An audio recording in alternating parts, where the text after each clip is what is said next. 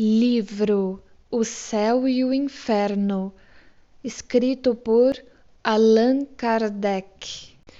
O Céu e o Inferno, ou a Justiça Divina segundo o Espiritismo, exame comparado das doutrinas sobre a passagem da vida corporal à vida espiritual, sobre as penalidades e recompensas futuras, sobre os anjos e demônios, sobre as penas, etc., seguido de numerosos exemplos acerca da situação real da alma durante e depois da morte. Abre aspas, por mim mesmo juro. Travessão, disse o Senhor Deus. Travessão, que não quero a morte do ímpio, senão que ele se converta, que deixe o mau caminho e que viva. Fecha aspas. Ezequiel 33:11. Parte 1. Doutrina, capítulo 1. O porvir e o nada. 1. Vivemos, pensamos e operamos travessão. Eis o que é positivo, e que morremos não é menos certo. Mas, deixando a terra, para onde vamos? Que seremos após a morte? Estaremos melhor ou pior? Existiremos ou não? Ser ou não ser? Tal a alternativa. Para sempre ou para nunca mais? Ou tudo ou nada? Viveremos eternamente ou tudo se aniquilará de vez? É uma tese essa que se impõe. Todo homem experimenta a necessidade de viver, de gozar, de amar e ser feliz. Dizei ao moribundo que ele viverá ainda, que a sua hora é retardada.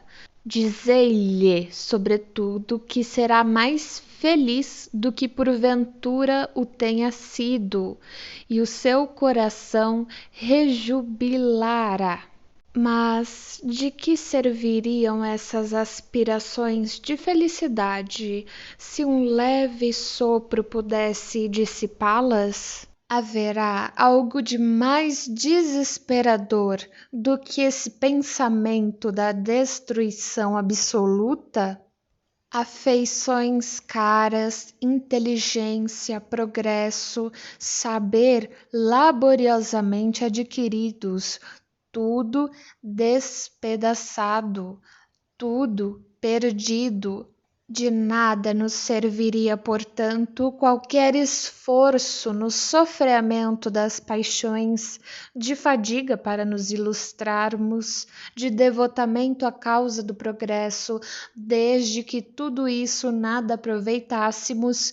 Predomina o pensamento de que amanhã mesmo, talvez, de nada nos serviria tudo isso. Se assim fora, a sorte do homem seria 100 vezes pior que a do bruto, porque este vive inteiramente do presente, na satisfação dos seus apetites materiais, sem aspirações para o futuro. Diz-nos uma secreta intuição, porém, que isso não é possível. 2. Pela crença em o nada, o homem concentra todos os seus pensamentos forçosamente na vida presente. Logicamente, não se explicaria a preocupação de um futuro que se não espera. Esta preocupação exclusiva do presente conduz o homem a pensar em si, de preferência a tudo. É, pois, o mais poderoso estímulo ao egoísmo, e o incrédulo é, consequentemente, quando chega à seguinte conclusão: Gozemos enquanto aqui estamos, gozemos o mais possível, pois que conosco tudo se acaba. Gozemos depressa, porque não sabemos quanto tempo existiremos. Ainda consequente é esta outra conclusão, aliás, mais grave para a sociedade. Gozemos apesar de tudo, gozemos de qualquer modo, cada qual por si. A felicidade neste mundo é do mais astuto. E se o respeito humano contém alguns seres, que freio haverá para os que nada temem? Acreditam estes últimos que as leis humanas não atingem senão os ineptos e assim empregam todo o seu engenho no melhor meio de a elas se esquivarem. Se a doutrina insensata e antissocial é seguramente o niilismo que rompe os verdadeiros laços de solidariedade e fraternidade em que se fundam as relações sociais. 3. Suponhamos que, por uma circunstância qualquer, todo um povo adquire a certeza de que, em 8 dias, num mês ou num ano, será aniquilado, que nem um só indivíduo lhe sobreviverá, como de sua existência não sobreviverá nenhum só traço, que fará esse povo condenado, aguardando o extermínio? Trabalhará pela causa do seu progresso, da sua instrução? Entregar-se-á ao trabalho para viver? Respeitará os direitos, os bens, a vida de seu semelhante? Submeter-se-á a qualquer lei ou autoridade, por mais legítima que seja, mesmo a paterna? Haverá para ele, nessa emergência, qualquer dever? Certo que não. Pois bem, o que se não dá coletivamente, a doutrina do niilismo realiza todos os dias isoladamente, individualmente. E se as consequências não são desastrosas tanto quanto poderiam ser, é, em primeiro lugar, porque na maioria dos incrédulos há mais jactância que verdadeira incredulidade, mais dúvida que convicção, travessão, possuindo eles mais medo do nada do que pretendem aparentar, travessão.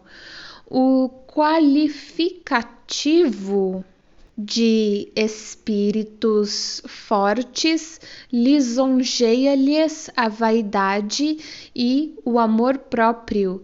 Em segundo lugar, porque os incrédulos absolutos se contam por ínfima minoria e sentem a seu pesar os ascendentes da opinião contrária, mantidos por uma força material. Torna-se, não bastante, absoluta a incredulidade da maioria, e a sociedade entrará em dissolução. Eis ao que tende a propagação da doutrina nihilista. Agora temos uma nota de rodapé referente a essa última fala. Um moço de 18 anos, afetado de uma enfermidade do coração, foi declarado incurável. A ciência havia dito, pode morrer dentro de 8 dias ou de 2 anos, mas não irá além. Sabendo-o, o moço para logo abandonou os estudos e entregou-se a excessos de todo o gênero. Quando se lhe ponderava o perigo de uma vida desregrada, respondia: que me importa se não tenho mais de 2 anos de vida? De que me serviria fatigar o espírito? Gozo o pouco que me resta e quero divertir-me até o fim. Eis a consequência lógica do niilismo. Se este moço fora espírita, teria dito: a morte só destruirá o corpo, que deixarei como fato usado, mas o meu espírito viverá. Serei na vida futura aquilo que eu próprio houver feito de mim nesta vida, do que nela puder adquirir em qualidades morais e intelectuais. Nada perderei, porque será outro tanto de ganho para o meu adiantamento. Toda a imperfeição de que me livrar será um passo a mais para a felicidade. A minha felicidade ou infelicidade depende da utilidade ou inutilidade da presente existência. É, portanto, de meu interesse aproveitar o pouco tempo que me resta e evitar tudo que possa diminuir-me as forças. Qual destas doutrinas é preferível? Acabou a nota de rodapé, vou retornar ao texto. Fosse, porém, quais fossem as consequências, uma vez que se impusesse como verdadeira, seria preciso aceitá-la, e nem sistemas contrários, nem as ideias dos males resultantes poderiam obstar-lhe a existência. Forçoso é dizer que, a despeito dos melhores esforços da religião, o cepticismo, a dúvida, a indiferença ganham terreno dia a dia. Mas, se a religião se mostra impotente para sustentar a incredulidade, é que lhe falta alguma coisa na luta. Se por outro lado a religião se condenasse à imobilidade, estaria, em dado tempo, dissolvida. O que lhe falta neste século de positivismo, em que se procura compreender antes de crer, é sem dúvida a sanção de suas doutrinas por fatos positivos, assim como a concordância das mesmas com os dados positivos da ciência, dizendo ela ser branco o que os fatos dizem ser negro. É preciso optar entre a evidência e a fé cega. 4. É nestas circunstâncias que o Espiritismo vem opor um dique à difusão da incredulidade, não somente pelo raciocínio, não somente pela perspectiva dos perigos que ela acarreta, mas pelos fatos materiais, tornando-os visíveis e tangíveis à alma e à vida futura. Todos somos livres na escolha das nossas crenças. Podemos crer em alguma coisa ou em nada crer, mas aqueles que procuram fazer prevalecer no espírito das massas, da juventude principalmente, a negação do futuro, apoiando-se na autoridade do seu saber e no ascendente da sua posição, semeiam na sociedade germes germes de perturbação e dissolução, incorrendo em grande responsabilidade. 5. Há uma doutrina que se defende da pecha de materialistas porque admite a existência de um princípio inteligente fora da matéria, é a da absorção no todo universal. Segundo esta doutrina, cada indivíduo assimila ao nascer uma parcela desse princípio que constitui sua alma e dá-lhe vida, inteligência e sentimento. Pela morte, esta alma volta ao foco comum e perde-se no infinito, qual gota d'água no oceano.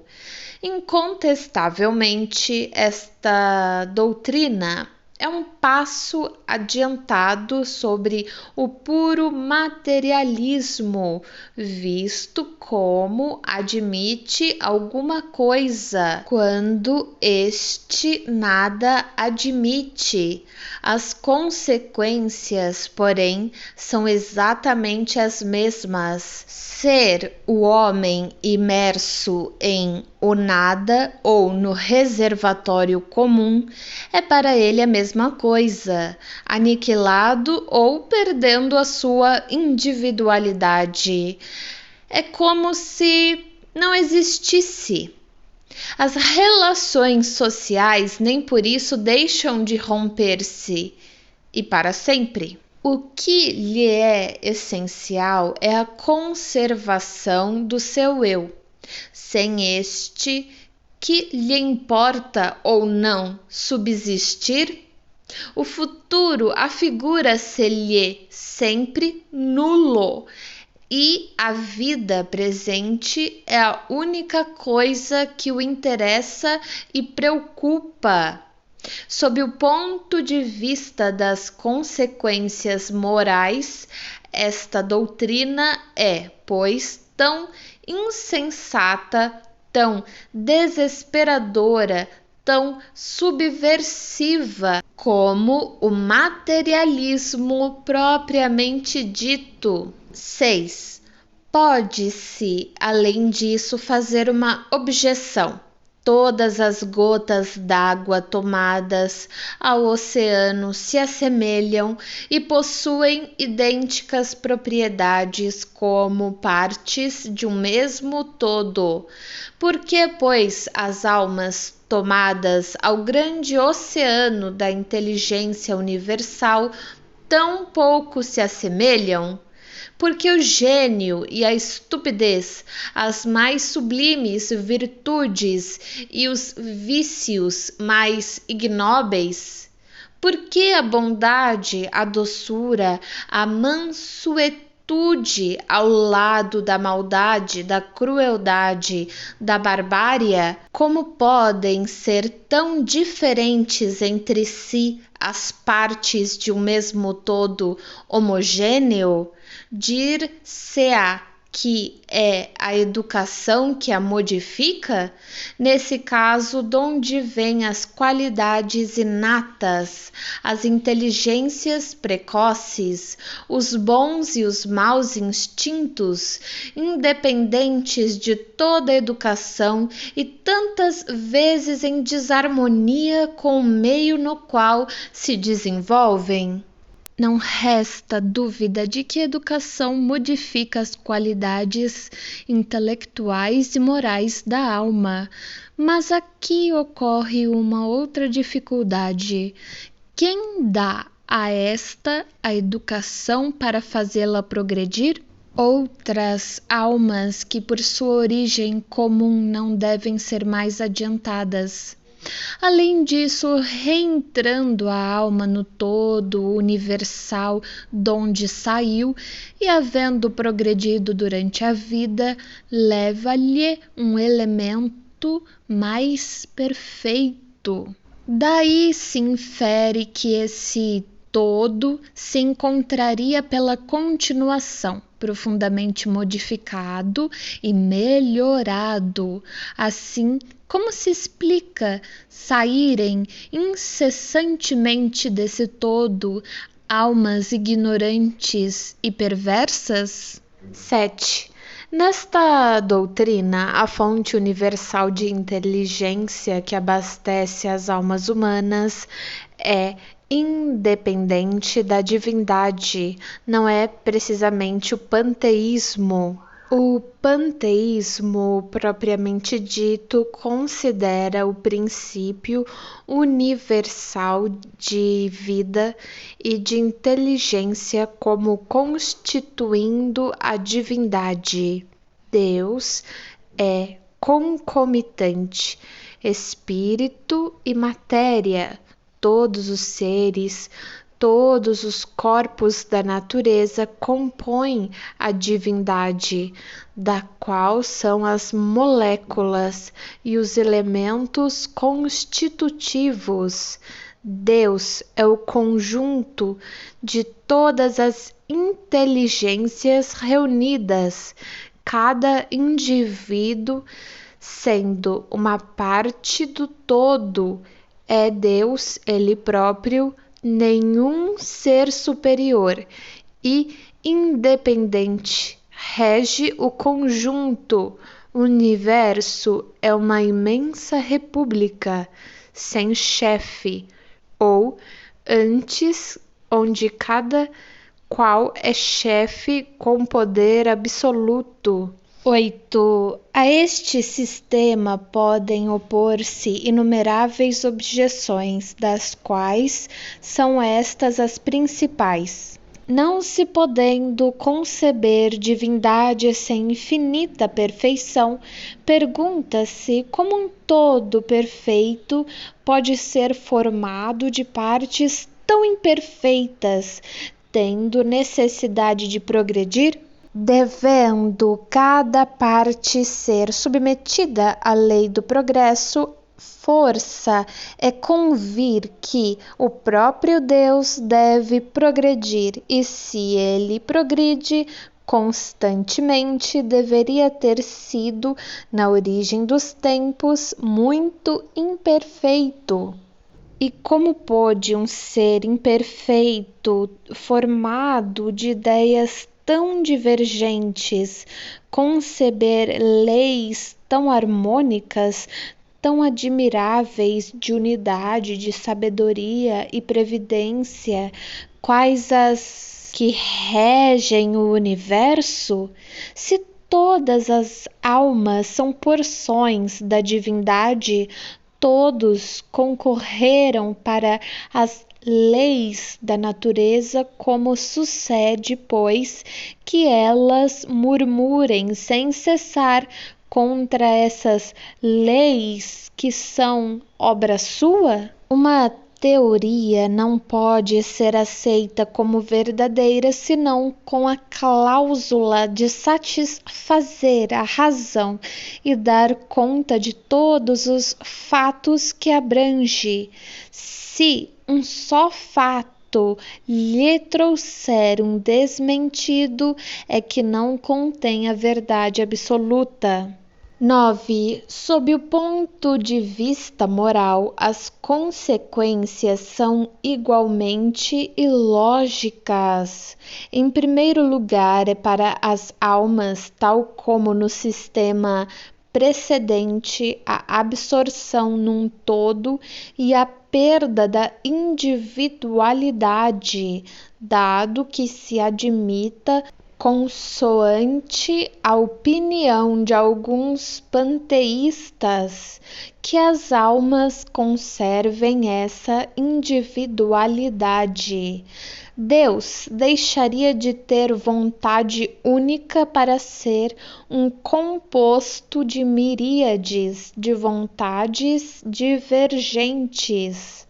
Além disso, sendo cada alma parte integrante da divindade, deixa de ser dominada por um poder superior, não incorre em responsabilidade por seus atos bons ou maus. soberana, não tendo interesse algum na prática do bem, ela pode praticar o mal impunemente. 10. Demais, estes sistemas não satisfazem nem a razão nem a aspiração humana. Deles decorrem dificuldades insuperáveis, pois são impotentes para resolver todas as questões de fato que suscitam. O homem tem, portanto, 3 alternativas: o nada, a absorção ou a individualidade da alma antes e depois da morte. É para esta última crença que a lógica nos impele irresistivelmente, crença que tem formado a base de todas as religiões desde que o mundo existe. E se a lógica nos conduz à individualidade da alma, também nos aponta esta outra consequência. A sorte de cada alma deve depender das suas qualidades pessoais, pois seria irracional admitir que a alma atrasada do selvagem, como a do homem perverso, estivesse no nível da do sábio, do homem de bem. Segundo os princípios da justiça, as almas devem ter a responsabilidade dos seus atos, mas para haver essa responsabilidade, preciso é que elas sejam livres na escolha do bem e do mal. Sem o livre-arbítrio, há fatalidade, e com a fatalidade não coexistiria a responsabilidade. 11. Todas as religiões admitiram igualmente o princípio da felicidade ou infelicidade da alma após a morte, ou, por outra, as penas e gozos futuros que se resumem na doutrina do céu e do inferno, encontrada em toda parte. No que elas diferem essencialmente é quanto à natureza dessas penas e gozos, principalmente sobre as condições determinantes de umas e de outras. Daí os pontos de fé contraditórios, dando origem a cultos diferentes, e os deveres impostos por estes consecutivamente para honrar a Deus e alcançar por esse meio o céu, evitando o inferno. 12. Todas as religiões houveram de ser em sua origem relativas ao grau de adiantamento moral e intelectual dos homens. Estes assaz materializados para compreenderem o mérito das coisas puramente espirituais, fizeram consistir a maior parte dos deveres religiosos no cumprimento de fórmulas exteriores. Por muito tempo, essas fórmulas lhes satisfizeram a razão. Porém, mais tarde, porque se fizesse a luz em seu espírito, sentindo o vácuo dessas fórmulas, uma vez que a religião não o preenchia, abandonaram-na e tornaram-se filósofos. 13. Se a religião, apropriada em começo aos conhecimentos limitados do homem, tivesse acompanhado sempre o movimento progressivo do espírito humano, não haveria incrédulos, porque está na própria natureza do homem a necessidade de crer, e ele crerá desde que se lhe dê o pábulo espiritual da harmonia com as suas necessidades intelectuais. O homem quer saber de onde veio e para onde vai, mostrando-se-lhe um fim que não corresponde às suas aspirações, nem à ideia que ele faz de Deus, tampouco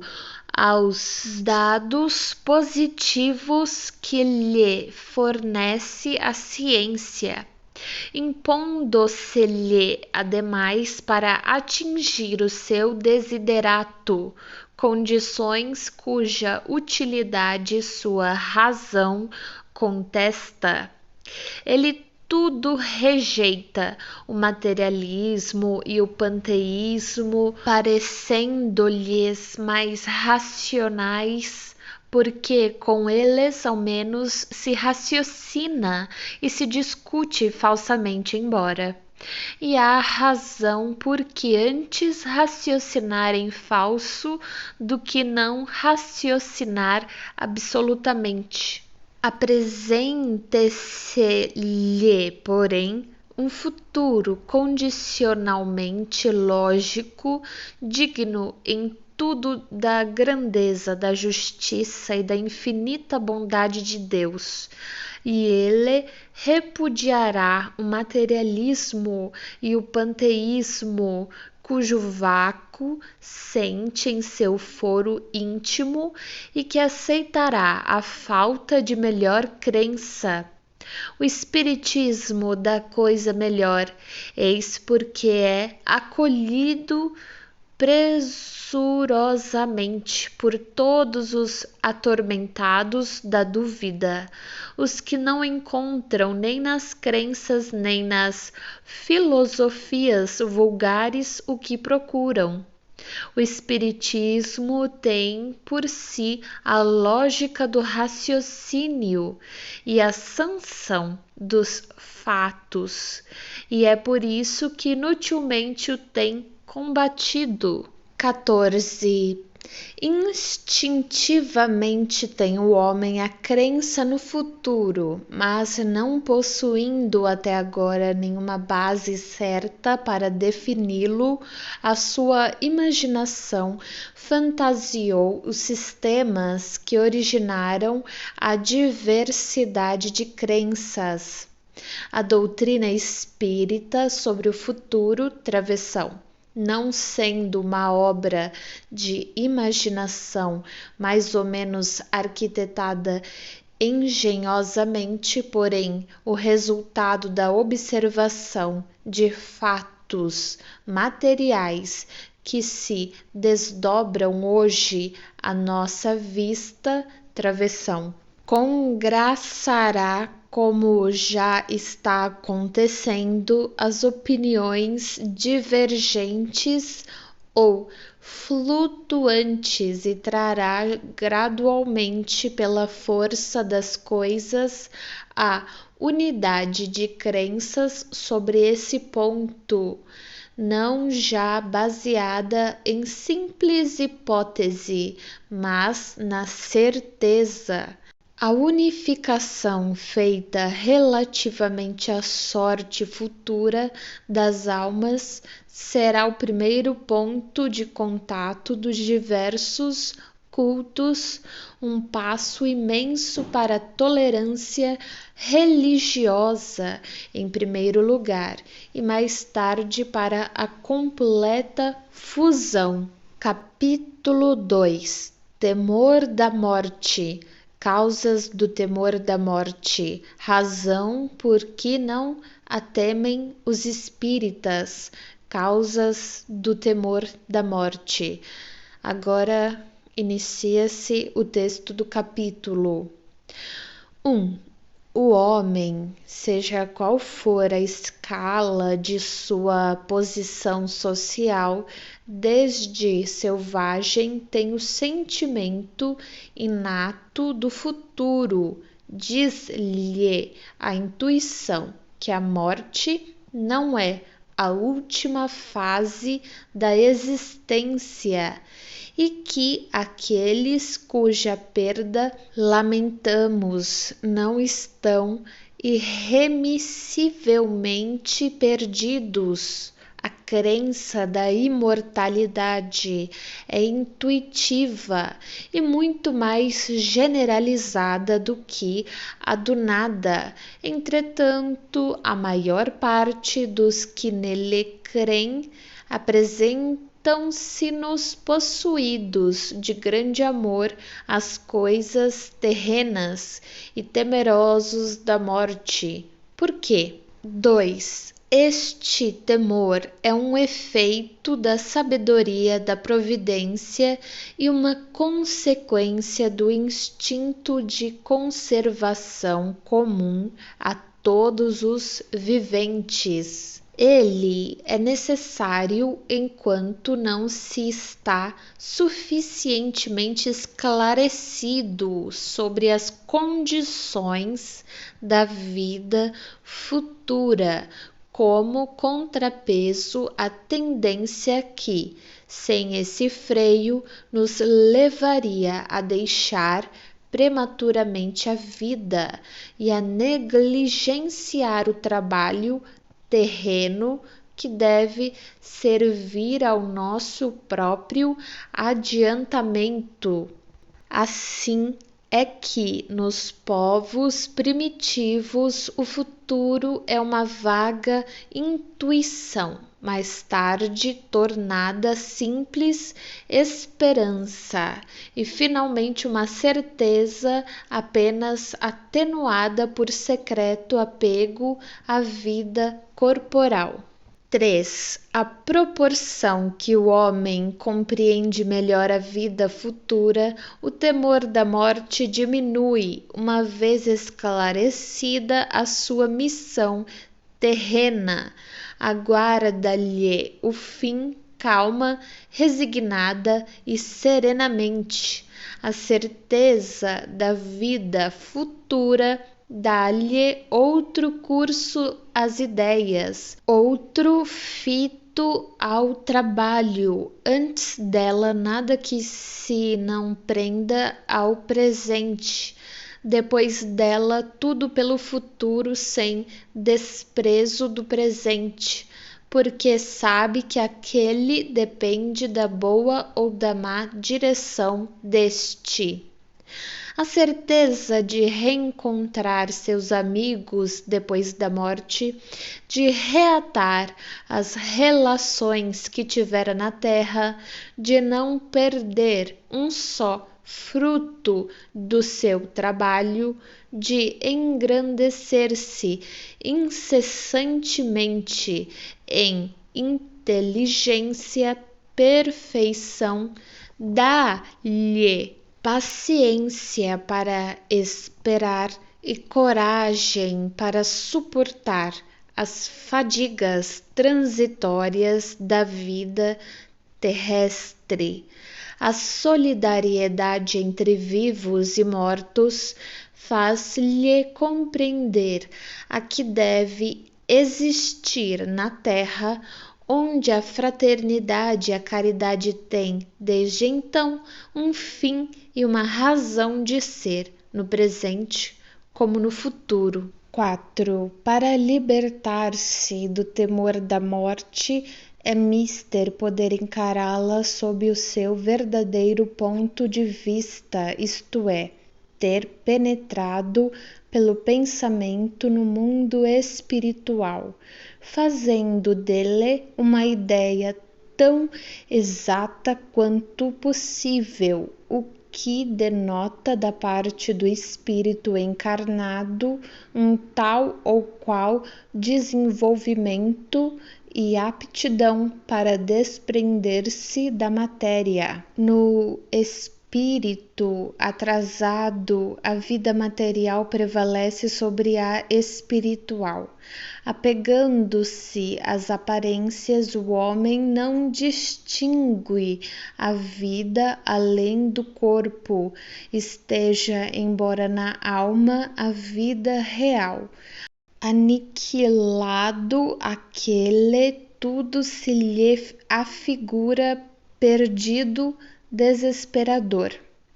Se, ao contrário, concentrarmos o pensamento não no corpo, mas na alma, fonte da vida, ser real a tudo sobrevivente, lastimaremos menos a perda do corpo, antes fonte de misérias e dores. Para isso, porém, necessita o espírito de uma força só adquirível na madureza.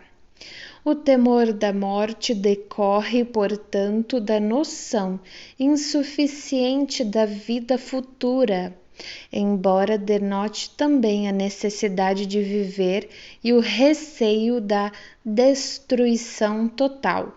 Igualmente, o estimula secreto anseio pela sobrevivência da alma, velado ainda pela incerteza. Esse temor decresce à proporção que a certeza aumenta e desaparece quando esta é completa. Eis aí o lado providencial da questão.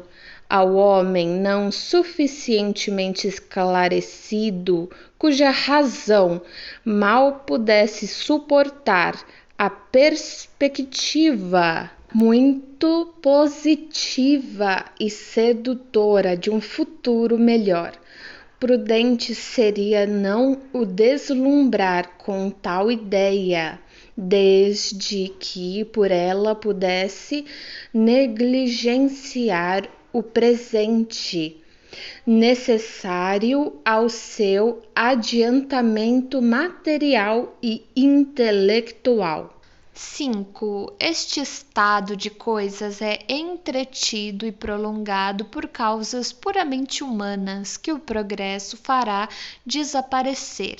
A primeira é a feição com que se insinua a vida futura, feição que poderia contentar as inteligências pouco desenvolvidas, mas que não conseguiria satisfazer a razão esclarecida dos pensadores refletidos.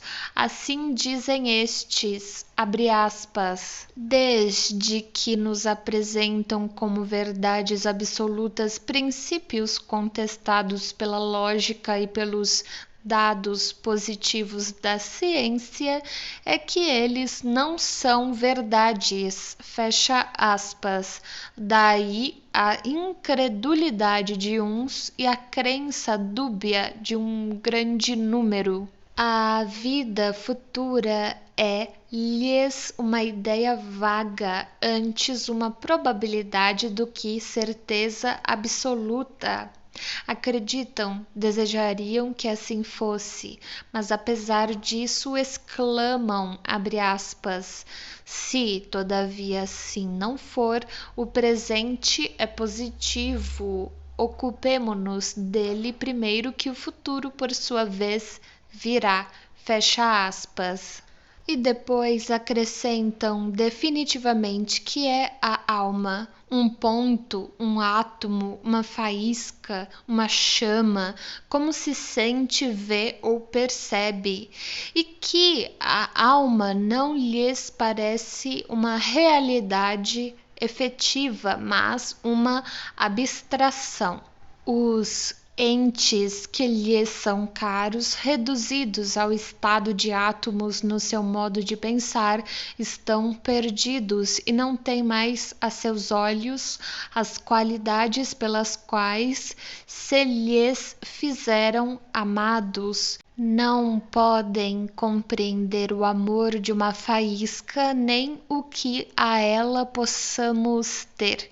quanto a si mesmos, ficam mediocremente satisfeitos com a perspectiva de se transformarem em mônadas. Justifica-se assim a preferência ao positivismo da vida terrestre, que algo possui de mais substancial. É considerável o número dos dominados por este pensamento. 6. Outra causa de apego às coisas terrenas, mesmo nos que mais firmemente creem na vida futura, é a impressão do ensino que relativamente a ela se lhes há dado desde a infância. Convenhamos que o quadro pela religião esboçado sobre o assunto é nada sedutor e ainda menos consolatório. De um lado, contorções de condenados a expiarem em torturas e chamas eternas os erros de uma vida efêmera e passageira. Os séculos sucedem-se aos séculos e não há para tais desgraçados sequer o lenitivo de uma esperança. E o que mais atroz é, não lhes aproveita o arrependimento. De outro lado, as almas combalidas e aflitas do purgatório aguardam a intercessão dos vivos que orarão ou farão orar por elas, sem nada fazerem de esforço próprio para progredirem. Estas duas categorias compõem a maioria imensa da população de além-túmulo. Acima delas paira a limitada classe dos eleitos, gozando por toda a eternidade da beatitude contemplativa. Esta inutilidade eterna, preferível sem dúvida ao nada, não deixa de ser de uma fastidiosa monotonia. É por isso que se vê nas figuras que retratam os bem-aventurados, figuras angélicas, onde mais transparece o tédio que a verdadeira felicidade. Esse estado não satisfaz nem as aspirações, nem a instintiva ideia de progresso, única que se afigura compatível com a felicidade absoluta. Custa crer que, só por haver recebido o batismo, o selvagem ignorante, travessão, de senso moral obtuso, travessão, esteja ao mesmo nível do homem que atingiu, após longos anos de trabalho, o mais alto grau de ciência e moralidade práticas. Menos concebível ainda é que a criança falecida em tenra idade, antes de ter consciência de seus atos, goze dos mesmos privilégios somente por força de uma cerimônia na qual a sua vontade não teve parte alguma. Estes raciocínios não deixam de preocupar os mais fervorosos crentes, por pouco que meditem. 7. Não dependendo a felicidade futura do trabalho progressivo na Terra, a facilidade com que se acredita adquirir essa felicidade por meio de algumas práticas exteriores e a possibilidade até de a comprar a dinheiro sem regeneração de caráter e costumes, dão aos gozos do mundo melhor valor. Mais de um crente considera em seu foro íntimo que assegurado o seu futuro pelo preenchimento de certas fórmulas ou por dádivas póstumas que de nada o privam, seria supérfluo impor-se sacrifícios ou quaisquer incômodos por outrem, uma vez que se consegue a salvação trabalhando cada qual por si.